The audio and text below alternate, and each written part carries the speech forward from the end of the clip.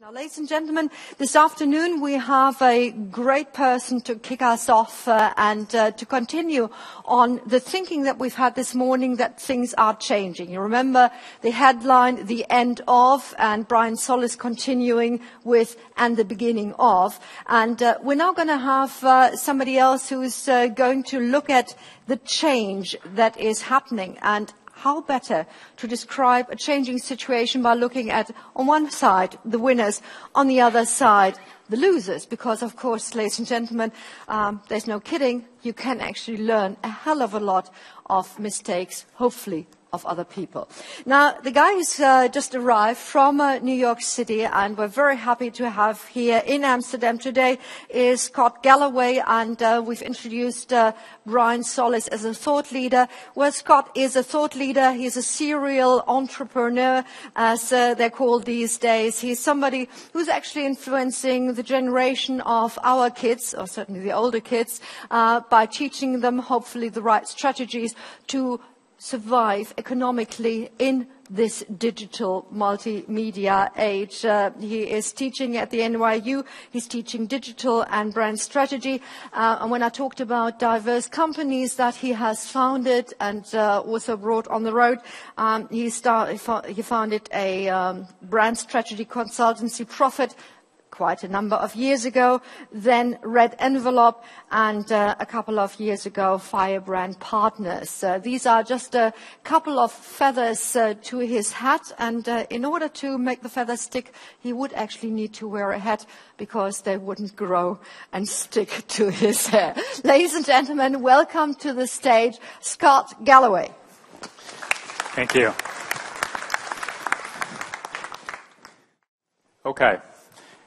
So, this is the first and the last slide you'll see today, and it's the objective for the session here. It's how you hold me accountable for your investment in time and treasure. And the objective for this session is to be the greatest ROI session at the conference. And I'll repeat that again at the end of my presentation. So I'm going to talk a little bit about winners and losers in the context of digital. At conferences, we tend to talk only about the winners and highlight how great everything is. But on the other end of every huge shift in the economy are people who are on the wrong side of it and firms who are on the wrong side of it. And I think you can learn as much from the losers as you can from the winners. So we're going to talk about industries that are benefiting and others that are being dramatically hurt. We're going to talk about best practices, and we're going to try and couch this all in the context of data. One of the call signs in my class at NYU and at the firm I work for, L2, is data versus opinions. And I'm pretty convinced that most of us don't have the answers, but the conversation can best be had when we steep ourselves in the data. And then finally at the end, I'm going to talk about how you can live to be 100 years old, because it's just a personal passion of mine. I've decided I want to live to be 100. I used to want to just drink a lot and live like Michael Saylor and die at 50. But having kids, I've decided I want to live to be 100. And I spent a lot of time thinking about that, and I'm going to share some of that with you here today. So data, winners and losers, and how to live to be 100. And we're going to do it in the next 42 minutes, and I have 105 slides. So if you're a speech coach and you're wondering why I'm talking fast, I know I'm talking fast. I just have a lot of data to get through. So our first data set. Does anyone want to guess what data this is? This is revenues of a company that are now, as of 2010, were $28 billion. Any guesses? Free lunch for those who guess.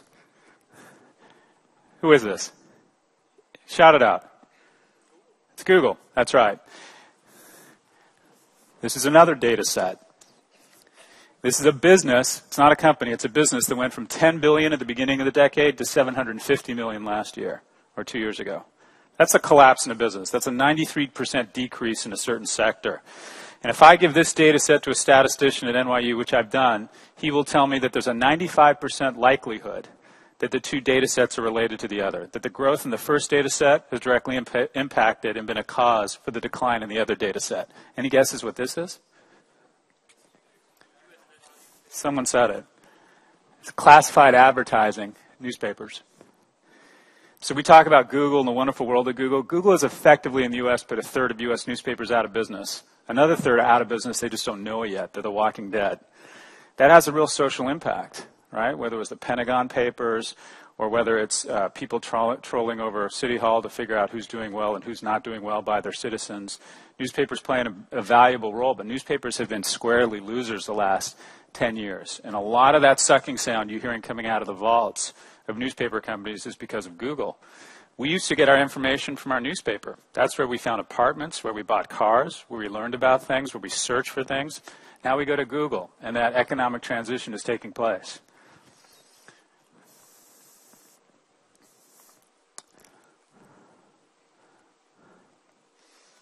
So now we'll talk a little bit about Facebook, and this is a wave graph showing that we have, when you see this, approximately 1 in 7 minutes on Facebook right now. And the exciting time to be Facebook, right? If it's 14% of all time, and the number of people on Facebook doubles in the next 5 years, and the amount of time we spend on Facebook per capita doubles, that means the market share of Facebook will be over 50%. And granted, that's a big reach, but it's possible. So there's a non-zero probability in the next 3 years that Facebook's going to become the Internet. The Internet will just be the technology that powers Facebook. And everything else is losing, right? This notion that the web is dying. People are abandoning URLs, people are abandoning your microsites, and they're going to your Facebook page. Think about all the time and energy you spend on your websites, and think about how much you spend on your Facebook presence, and you're going to say the music probably doesn't match the words. 95% of all time on social networks spent on Facebook. It's really Facebook and the 7 dwarves. Some more data. This is revenue. I'll give this one away. This is Facebook revenue, right? So the question is, who's going to be the loser at the hands of Facebook?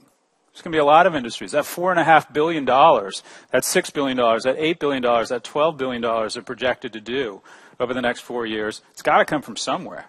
So the question is, who are the big losers in a Facebook economy? I would argue that one of the losers are these guys. It's an $18 billion industry. This is the top 100 brands in this industry. It's starting to decline. Anyone want to guess who this is? What industry this is? No guesses? Pardon?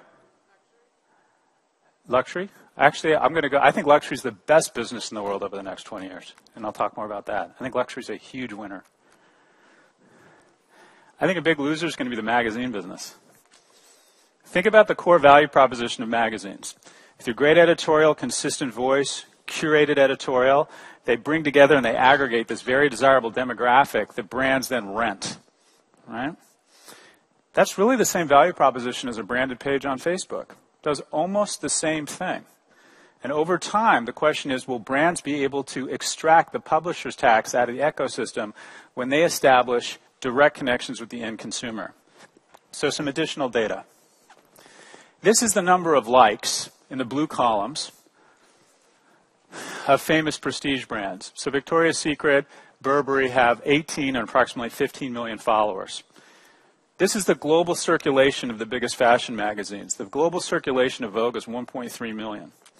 So if Burberry continues their tear and they get to 20 million, which they should by, call it the end of the year, we estimate that means somewhere between 1 in 3 and 2 in 3 of subscribers to Vogue will have a direct relationship with Burberry vis-a-vis the Facebook platform. So answer me this. If Burberry has a direct relationship with 2 out of 3 Vogue subscribers, are they going to spend more or less or the same on Vogue moving forward? Losers in general, an industry I would not want to be in, an industry I tell my kids in my classes to think hard before they go into. If you are in the business of aggregating an audience and then renting it out to brands, I think that's going to be an ugly place to invest or work the next 10 or 20 years. Whether it's TV stations, magazines, newspapers, rental media is about to get whacked. Why?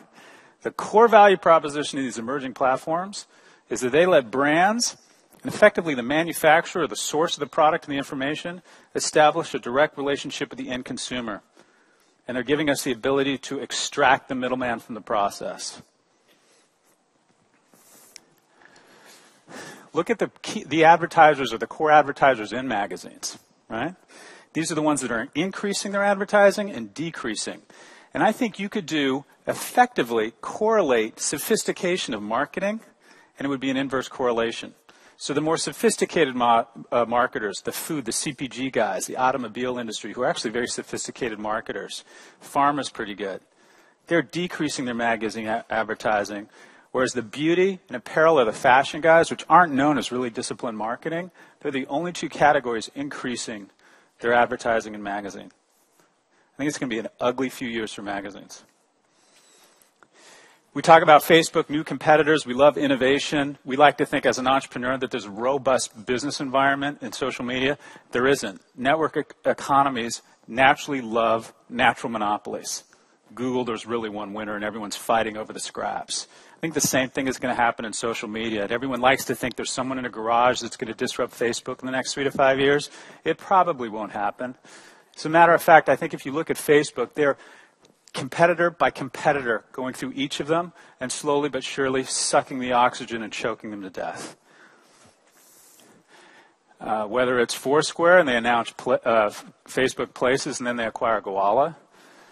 Whether it's even Pinterest, for all the press Pinterest is getting, I love Pinterest. I think they do a great job. People think it's a tangible threat. I don't think it is. And I think Facebook is responding with it. Have you noticed that one of their latest product features, I don't think it's an accident, they call it a pinned post. Google Plus, really exciting. Great core value proposition. I don't want to share pictures of my kids with everybody in the world. I want to segment it. Fantastic strategy, the circles. Huge amount of press. I believe that Google Plus is going to go away. I think it's already dead. It just doesn't know it yet. And I think there's data to support this. Again, the conversation begins in the data. A lot of hype around the public beta, fastest social media platform to 20 million people. But look at the stickiness of Google Plus, or how many people actually come back after 24 hours. The answer is it's fallen off a cliff. Why? Because there's already 900 million people on another platform. So what's the point? I believe Google Plus will be disarticulated and folded into other products such as Gmail, search, etc. Look at Tumblr. Doesn't Timeline begin to look and feel a lot like the aesthetic advantage that Tumblr brings? I think that, again, is a very concerted strategy to go after Tumblr. Oh, and the one platform that was getting a ton of traction outside of Pinterest was Instagram. So they did what any big company does when it feels threatened by a competitor and doesn't see an obvious way to kill it. They went and bought it. Another big winner. Right? 2/3 of the affluent had purchased a product in 2010. Now every affluent has purchased a product via e-commerce. Effectively, wealthy people used to under-index via technology. Now they're actually over-indexing, and they've adopted e-commerce at a faster rate than the rest of the population. Their favorite websites, who's number one? Amazon. Again, I think Amazon is turning into another natural monopoly. I don't care what retailer you are. If you're not a luxury brand, I would argue your biggest competitor. When I ask Sears who the biggest competitor is, or Eddie Bauer, or what have you, they tend to look at their closest adjacent. I would argue almost every retailer in the world right now, their biggest competitor, and the one they really have to keep an eye on, is Amazon. 1 out of 5 people globally that are on the internet touch Amazon once a month. This is looking at the upstream and downstream traffic of the 50 largest beauty brands. You'd think, beauty, that's a category that people like to go into the counter, or they go to websites, right? Or they look for information in magazines. We looked at the greatest sources of traffic and the greatest sources of downstream traffic for the 50 largest beauty companies globally. In 2010, the number one upstream and downstream source of traffic was Sephora, which is a large beauty retailer. And that makes a lot of sense. People would go to estelada.com, look at the products they want, maybe go to MAC, maybe go to Clarence, and then they go to Sephora to price it. That's no longer the case. As of last year, the number one upstream and downstream source and destination of all traffic from beauty sites is Amazon. So what do? We believe the conversation starts in the data. We go out and we register or record 350 data points across 4 dimensions: the site itself, load time, user interface, navigability, checkout. We look at digital marketing, Google, buzz and sentiment, and just sheer amount of conversation on blogs. Then we look at mobile, apps versus HTML5. And finally, we look at social, size and growth of the community, how innovative the programming and content is. We evaluate it all, and then we issue a score for 4,400 brands. We have about 20 people doing nothing. They're sort of the modern-day equivalent of coal miners who are sitting behind computers trying to extract data out of the ground, out of the digital ground. We then sit around the table at NYU with a series of statisticians and people with big brains, and we try and find correlations in the data. And we always say that the conversation begins when you start swimming in the data. Now, we tend to look, or the industry we started focusing on is the prestige sector and the luxury sector, and this goes to your comment. I actually believe the luxury sector is going to be the best consumer business in the world for the next 15 years. And I think it's largely a story of demographics. The last 15 years have been the best 15 years in the history of luxury brands. LVMH, PPR Group, Richemont have added more market cap than the previous 150 years in just the last 15. Why? In the last 15 years, we've added 300 million new luxury consumer. Luxury consumer is defined by a household that makes over $30,000 a year. Now, sitting here in Amsterdam, that doesn't sound like a lot of money. But once a household globally gets more than $30,000 and they can pay a house, food, and some education, you know what they do then? They go out and they buy a nice watch, or they buy a nice pair of shoes. The new entrants into the luxury market are traditionally people who start making over $30,000 a year, and we've added 300 million of them over the last 15 years. In the next 15 years, we're going to add 600 million. As good as the luxury market's been the last 15 years, it's going to be twice as good the next 15 years. If you look at how well these companies are doing, they're doing disturbingly well. Given the headlines, given the state of what's going on with the middle class across mature markets, prestige firms, I would challenge you to find a business that is doing better on a risk-adjusted basis than luxury firms. It's a different consumer, though. If you notice, most of that growth is going to come out of what we call rest of world or emerging markets such as China. And it's a different consumer. Right? And we'll talk a little bit about that. So we go out and we look at these 4 dimensions and we weight them and we issue a score. And I'm going to tell you a little bit about prestige brands. And the reason I chose prestige brands, we do this for a variety of industries. But almost everybody, when I'm in an audience with people with different industries, people like to talk about fashion because everyone can sort of relate to it and fashion is fun. So in this instance, I'll just talk a little bit about our fashion ranking. We take all this data and we parse it into 5 categories: genius, gifted, average, challenged, and feeble. And we try to figure out why some organizations are feeble and why some are genius, and what are the commonalities, and what can we learn, what types of organizational patterns, competencies, tactics can we apply to a firm such that they move up the digital IQ spectrum. So here are the rankings. At the very top is Burberry and Kate Spade, and we'll spend a little bit more talking about that. People have a tendency to believe that smaller firms are usually at the top because they're more innovative. That's not true. It's usually bigger firms. One exception here is Kate Spade, and we'll talk a little bit more about this. They tend to be more innovative firms. They tend to be publicly traded firms. And then towards the bottom, you see some of the smaller firms. They tend to be more European. They tend to be more clustered around watch and jewelry versus fashion or beauty. And again, there's interesting information. And by the way, there's some huge brands at the bottom. Prada. I think Prada is a loser in a digital world. I think unless Prada gets its act together digitally, the shareholders of Prada are going to do worse than the shareholders of Kate Spade. Hermes, in my opinion, is a loser in a digital world. This is a company with 3 times the market cap of the largest bank in France. And I believe it's going to underperform its peer group because it's not aggressively learning digital. It doesn't have a strong digital footprint. And we've shown that these grades, these digital IQs, can be linked and correlated. They can be a forward-looking indicator of revenue and shareholder value. So some of the findings. 1, the dispersion of IQ scores, or the deviation, is shrinking. Digital is beginning to mature. People are looking at best practices and adopting best practices and cleaning up their weak points. So the difference between the best and the worst in the digital world is starting to compress, as we see in any competency across a maturing industry. Digital is maturing. But there are some small companies doing a great job. A winner, in our view, is a little brand called Kate Spade. I don't know if you know Kate Spade, but they're an example of a brand that can punch above its weight class. Very focused on digital, going to do 20% of its revenue from e-commerce, which is exceptional for a prestige brand. Great tactical implementation. If you leave your shopping cart empty within a 2 to 24-hour time period, based on their knowledge of your shopping habits, you get a cute little email saying you've left something behind, reminding you to go back to your cart that you in fact did not check out. Fantastic visuals and use across all the different platforms, signaling innovation. This looks at the various IQ of companies by conglomerate. And what we found, and I apologize, this is hard to read, we found that publicly traded companies have higher digital IQs than private ones. And the only thing we can figure out is the scrutiny and those pesky shareholders constantly asking you, an analyst from an investment bank saying, what's up with your website? Or what's your strategy for Facebook? That pressure placed on management teams by public shareholders and analysts is actually a very good thing for companies. And there's a statistically significant differentiation between private versus public companies in terms of their digital IQ.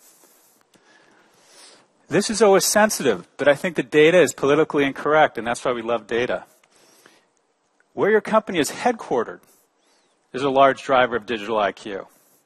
If your company is headquartered in the US, the average digital IQ among our sample set is 108. In Great Britain, it's 99. In Italy, I think that says 98, and in France, 92. Why is that? Why would being headquartered in Paris make you much more digitally inept than if you're headquartered in New York or San Francisco? Right? We feel uncomfortable saying something like that because it sounds inherently bigoted. But it's the truth. The numbers are there. The data doesn't lie. I think it has something to do with our tax policy and our education system. The most tax-advantaged people in the U.S. are one, real estate investors and two, entrepreneurs. We also culturally, people always say Americans embrace failure. We don't embrace failure. That's BS. We don't say, oh, you screwed up, good for you. We're more accepting of it. We're more forgiving. Our bankruptcy laws are more forgiving. So if you come out of business school and you start a business and it fails, you haven't ruined your career. Right? So as a result, there's more risk-taking. There are very, very advantageous tax laws for investing in venture capital. So you have what is effectively the largest tax credit in the world going to small companies. So within a 5-mile radius of any brand in New York, there are 100 social media companies who will effectively provide you their service for free just to try and get traction and get more brands in their client base. So when you have a company that's headquartered in the U.S., you have access to more subsidized technology and innovation than any place in the world. So I think a big part of it is there's just more vendors and more great technologies who are willing to lose money and provide you with a great product or service until they get traction. I also do believe it's cultural. I think there is what I refer to affectionately, because I'm one of them, as an old white man effect taking place in some of Western Europe, where some of these prestige brands are controlled by patriarchal families, where the average CEO is in his late 60s and is a white guy who's inherited his job, hasn't earned it. As a result, he's not as innovative, he's not a risk taker, not as entrepreneurial, and is basically just kind of hoping the internet will go away. I think there's more of that in what I'll refer to as Western Europe than even in emerging markets such as China, Brazil, or in the US. And so it was a very popular slide in Europe. I think you can look at shareholder value moving forward by greatest year-on-year gain and greatest year-on-year loss. What brands are moving up the digital spectrum, which are moving down. Digital is now a sprint. If you're just jogging, if you work for a company that's mildly innovating, you're probably falling behind, because the corporate world has sort of bought into this. The majority of boardrooms and CEOs think, okay, I get it, now let's get on with it. So if you're not innovating, you're probably falling behind. Some of the brands that were the biggest year-on-year losers, again, Hermes, Armani, Prada, Chanel, the biggest, most iconic brands in prestige. We believe these firms are going to underperform their peers on a shareholder basis. That these firms essentially are resting on their laurels. If you look at the firms up top, a little bit more aggressive, a little bit more nimble, these are the ones that are innovating around digital right now. It's pretty easy to figure out, to do quick litmus tests on how your brand is doing. Take the number of Google queries, the average number of Google queries across your category. Take your top 10 competitors in your peer group and look at the number of global Google queries, and you can get that off of Google Analytics, and you come up with a base number. Then look at the same number of likes across all their Facebook pages, and you should come up with a ratio that for every Google query, you should have 0.4 Facebook likes in your category. And then you can simply track whether you're a winner or a loser on Facebook based on what the ratio should be. There are very simple ways to make big data little and understandable vis-a-vis Facebook and Google Analytics that are hard, measurable ways of saying, how are we doing in digital versus our competitors? Our vendors will give us awards and tell us how great they're doing, which is basically a way of saying we want your continued business. Your vice president of social will tell you how amazing your social is. That's his or her way of saying give me a raise. But what are the hard metrics for how you are really doing versus your peer group in an increasingly competitive arena where more capital is being allocated every day? So some of the biggest winners, Burberry, Armani, Dolce, Christian Dior, meaning that their Facebook efforts are punching above their weight class based on their number of Google queries. And then some of the brands that are not doing very well, the Valentinos, some of the smaller brands, Malandrino, Stuart Weitzman, Donna Karan. This looks at measuring the number of likes versus engagement. And obviously there's a tension, because the faster you grow your Facebook community, the more likely you are to get people outside of your true evangelist core, and your engagement should go down. But there are some brands that are managing both, and we call this the sweet spot, or quadrant 2, we call this tribes. And that is brands that are not only able to have large followers, large communities, but also have high engagement. And as you can see, the brand that stands out is Dior. Dior has been able to go from 800,000 likes, to almost 6 million in a matter of 6 months. But what's impressive is they've managed to maintain the same level of engagement, going from 800,000, a core audience, to 6 million. That's the real test of how innovative your programming is on Facebook, whether you can grow your communities at an exponential rate while not losing that all-important engagement rate. There's, again, some great little observations in what we call big data, just on Facebook. We love the people talking about this metric. We took this new metric that Facebook was putting out on their API, this thing called people talking about this. By the way, people talking about this, as far as I can tell, is the number of likes you got in the previous 7 days. We find there's a very strong correlation between the people talking about this metric and your previous likes over a fairly recent time period. But if you look at brands and see whether people talking about the scores are escalating, it says something interesting, and I think it informs your capital allocation strategy. In this instance, we looked at major prestige brands and tried to figure out which city do they have the greatest people talking about this score. And if you think about it, people talking about this should be a proxy for brand equity, which would help you make decisions. When a city has incredibly high affection or brand equity for your organization, that says you should be focusing on that city. There's a lot of opportunity to monetize those goodwills. At the end of the day, our job as managers is to find those pockets of goodwill, to increase them or build them, and then to monetize them by selling products to those pockets. So where are the pockets of the greatest people talking about this for brands? In Taipei, you'll find the greatest people talking about the scores for Chanel and Tiffany. Who would have thought that the greatest brand equity, according to Facebook, for these two brands would be in Taipei? For Armani, it's Mexico City. For Vuitton, it's Bangkok. Burberry, Istanbul. Dior, Tunis. Dior's greatest level of concentration and buzz on Facebook is in Tunis right now. Gucci, Kuala Lumpur. Prada, London, that sounds more believable. And then finally, the one that sounds obvious is Cartier's greatest PTAT is Paris. Now, how do you turn this into actionable data? The greatest expenditure outside of traditional marketing and print among prestige brands is their real estate strategy. Buy a 10-year lease on Via Montelepone, I won't even massacre it, on the greatest shopping street in Milan. It's very expensive. It's a huge capital investment. So picking the right real estate or the wrong real estate can sink or make a company. And I would argue that a company like Gucci might want to be thinking about stores in Kuala Lumpur as opposed to opening more stores on Fifth Avenue in New York. But we tend to think of these platforms as a means of looking at ways to increase our revenue. But the easiest, greatest ROI things to do is to look at all the different metrics and then match it against our current capital allocation strategy, or to look at the conventional wisdom of what we think we know about our brands relative to what these platforms are telling us every day with this data. So let's talk about some of the companies that are doing a great job, some of the genius brands. What can we learn from them? The Four Seasons, by our metric, is a genius in the hotel sector.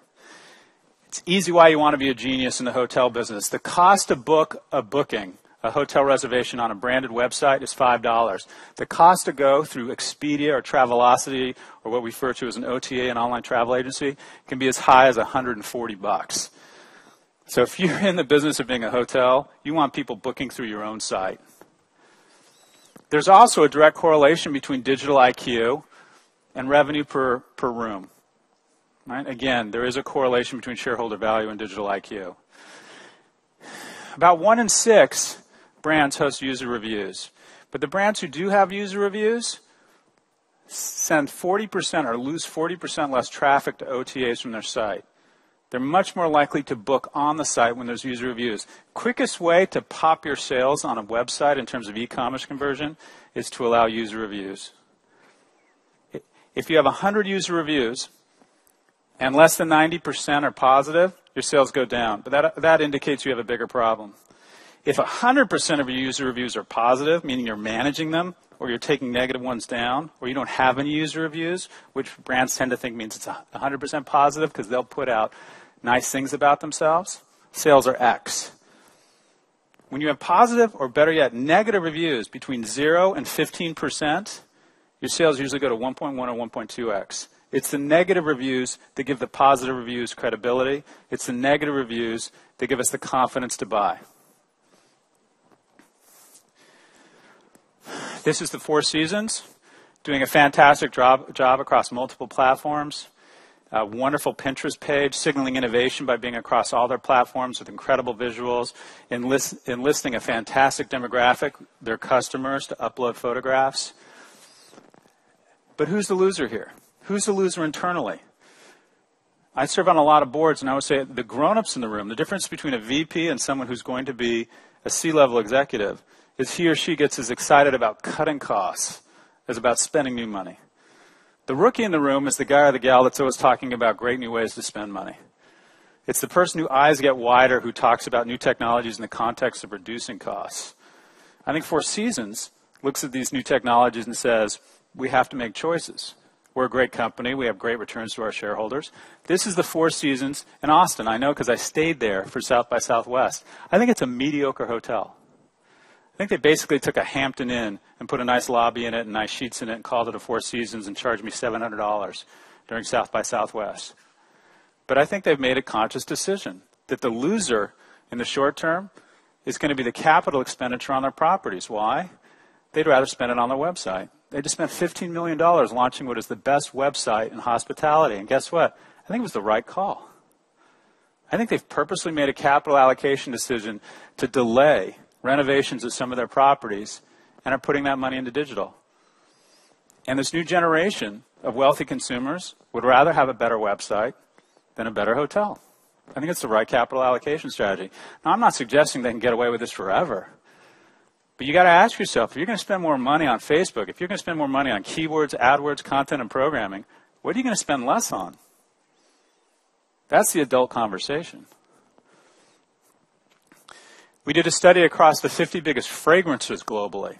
And the key finding there is that industry is divided into two categories. Licensed fragrances, firms like Coty that go out and find celebrities and license their name, and then try and spread or distribute these brands across the world. And then owned and operated fragrances, a Chanel or a Ralph Lauren. Actually, Ralph Lauren is a license, or a Gucci brand, right, that have a vertical. They manage their own fragrance. And what we found is the brands that are licensed, the license categories, had significantly lower digital IQs. Why? Because they can't monetize, or they can't spread the economics or the investment across an amazing website across multiple product categories. So we end up with substandard websites.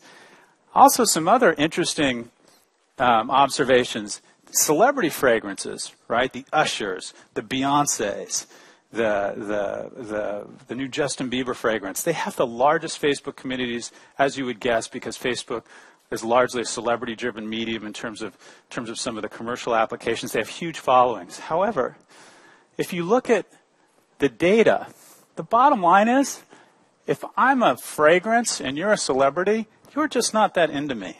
It's pretty clear that celebrities see fragrances as just a way to monetize their brand. They don't like it. They're not engaged with it. Fully 1 in 4 of them haven't tweeted or made a posting to their Facebook about their fragrance in over a year. They just don't care. And I think that's going to change the conversation. I think one of the great things about social media is it provides a level of transparency into the people behind a product. We use the word authenticity. And the bottom line is a lot of licensed products with celebrities. We're finding out that the celebrities are just cashing their check, and they don't really care. And I think consumers are going to see through that. I think they're going to figure out that Tiger Woods does not roll in a Buick, right? I think we're going to figure out who is really behind these brands and who isn't. And these platforms give us an incredible amount of transparency into whether or not the people who are putting their names on these products really buy into it or not.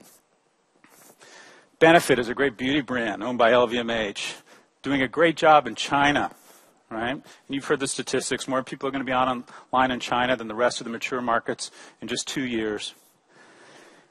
Different marketplace for prestige brands. In the U.S., 30% of the prestige market is people under the age of 45. In Japan, it's only 20%. In China, fully 80% of the prestige market is people under the age of 45. Entirely different consumer.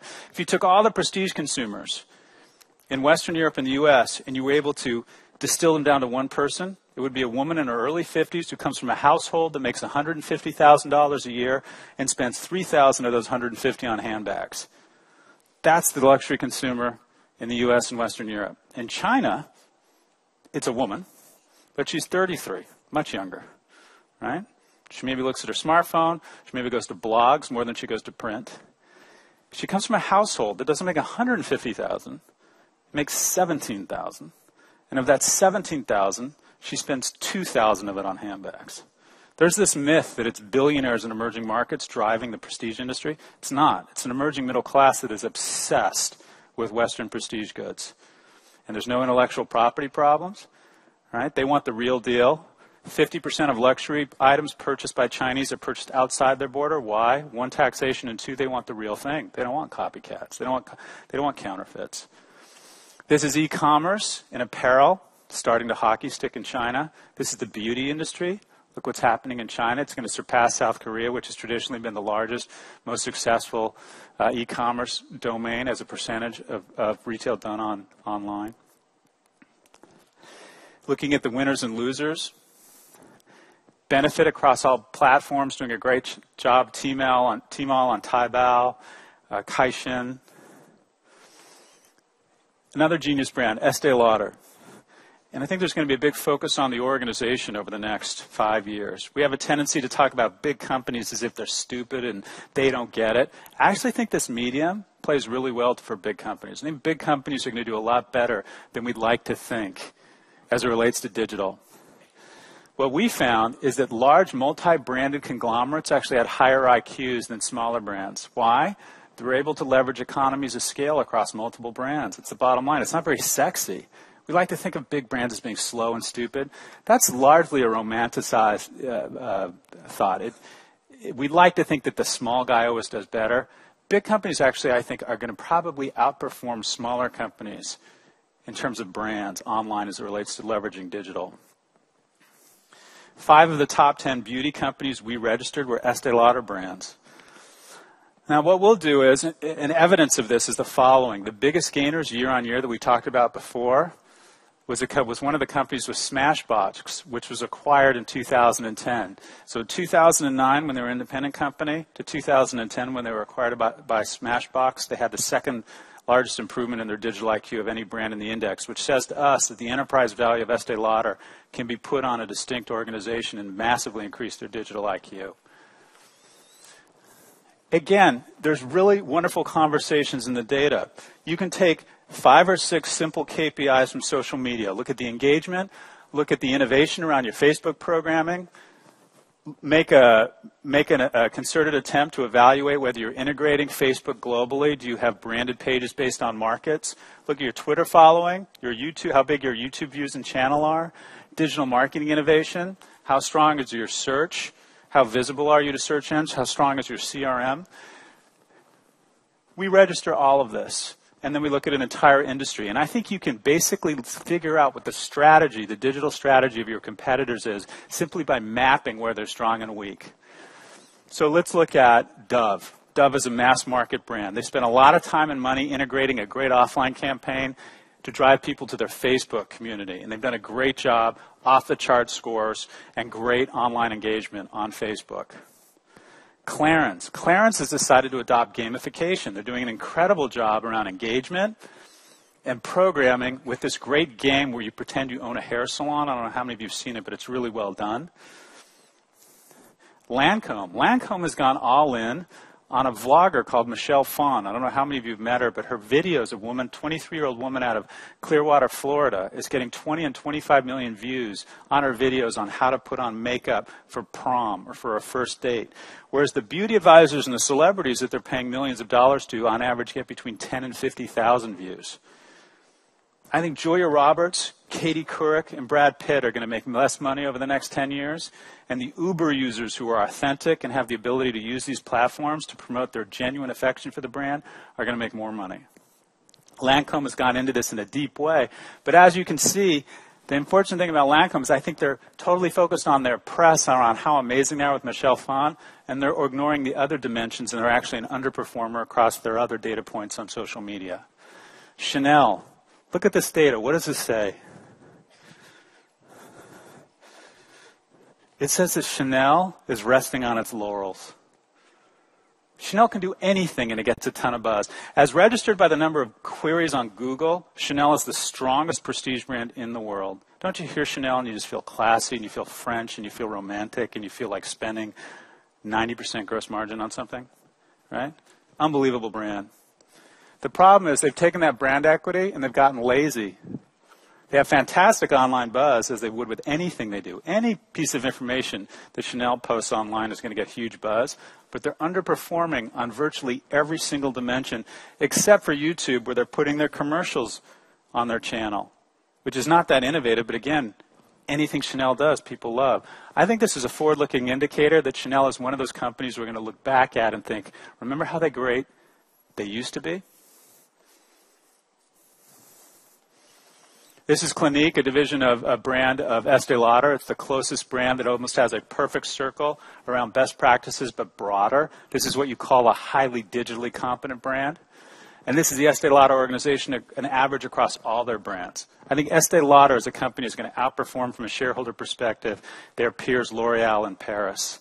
And what we do is when we find an organization like Estee Lauder that's got great digital IQs, we use this really neat thing called LinkedIn, and we go and we draw boxes and we figure out exactly how the brands are organized. We look at their backgrounds. We estimate their compensation. We look at reporting relationships. And then we look at the same exact thing for big conglomerates that have low digital IQs. And we try to figure out what organizationally, in terms of compensation, reporting relationships, regional tension, where they're staffing, size of teams, what drives competence in organizations, and what drives incompetence.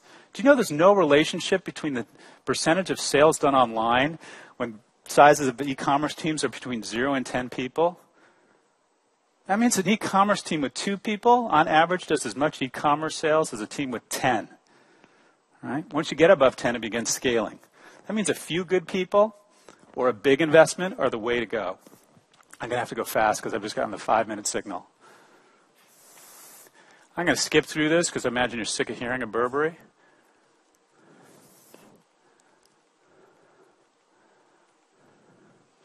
Going to my high school reunion in a few weeks.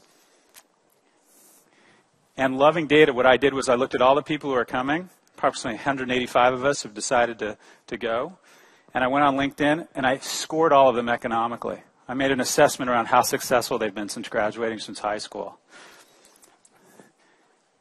And then I tried to create another column of data, and it was a subjective assessment on how smart I thought they were, how ambitious I thought they were, how good a school they went to, and I tried to look for correlations around what drives success and what doesn't. I couldn't find a correlation around smarts, except at the tails. The super smart people I knew were going to be super successful. The super not smart people I knew weren't. But in between, no correlation.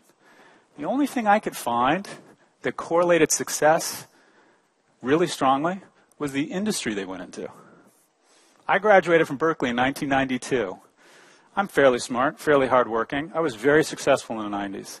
And when we're successful, we immediately attribute it to our core qualities, our genius, our character.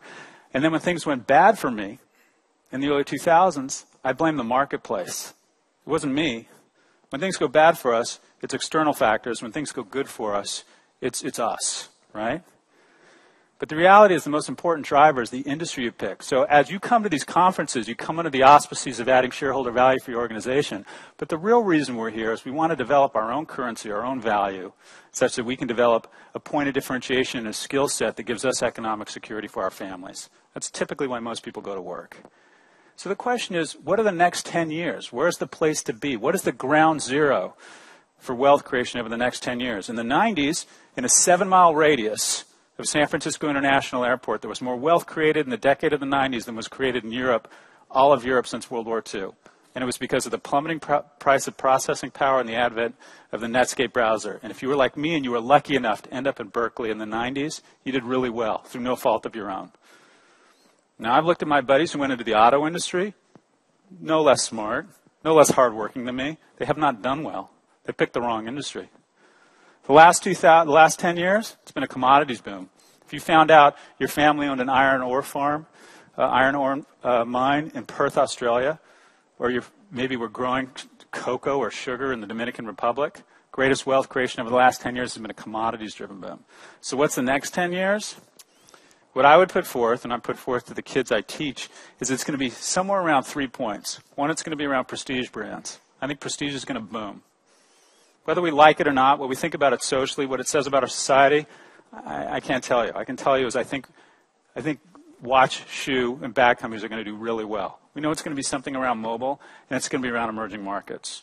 So as you think around your skill set, having an opportunity to work in emerging markets, forcing yourself to really understand the dynamics behind mobile, and perhaps going to work for a firm that's positioned at the high end, I think that's a pretty good place to be. And you might end up at your high school reunion looking at everybody else saying, oh, I'm smarter than them. When you're not, you just pick the right industries. So I promise I'd tell you how to live to be 100. There are 3 things and then 2 overriding drivers for how you can live to be 100. The most overrated quality is genes. We have a tendency to divide the longevity of our mother and our father and think that's how long we'll live. It's not. It's actually a less weaker driver than we think it is. It means something, but it's not as important as we think. The second is lifestyle. Basically, don't be obese and don't smoke, and you screen out 50% of all cancers and heart disease. It's the bottom line. The way you live is the second most important thing to your longevity. What is the most important thing according to the New England Journal of Medicine for getting to 100? Does anybody know?